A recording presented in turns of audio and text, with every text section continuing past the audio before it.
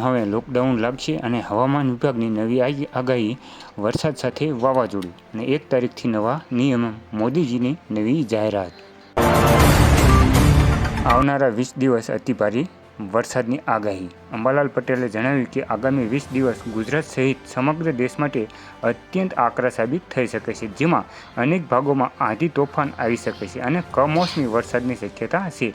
દેશમાં ઉત્તરી ભાગોમાં એક બાદ એક મજબૂત પશ્ચિમ સક્રિય થવા જઈ રહ્યા છે અને આ સિસ્ટમની અસરથી પંજાબ, હરિયાણા, રાજસ્થાન સાથે ઉત્તર ગુજરાતમાં પણ વરસાદ થઈ શકે છે.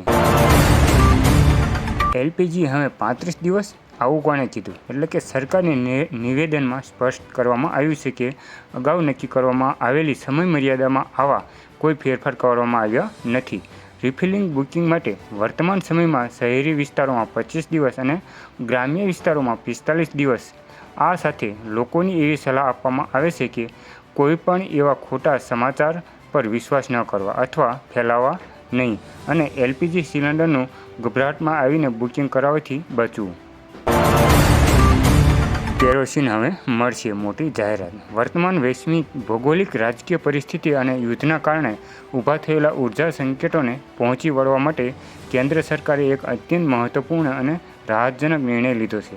કેન્દ્ર સરકારના નવા જાહેરનામા મુજબ હવે દેશના દરેક જિલ્લામાં નિર્ધારિત પેટ્રોલ પંપ પરથી કેરોસીનનું વિતરણ કરવામાં આવશે અને અત્યાર સુધી કેરોસીનની મુખ્યત્વે રેશનિંગની દુકાનો મારફતે જ મળતું હતું, પરંતુ હવે વ્યવસ્થાને વધુ સરળ બનાવવા માટે સરકારે આ નિયમ પેટ્રોલ પંપ ઉપર પણ લાગુ કરી દેવામાં આવ્યો છે.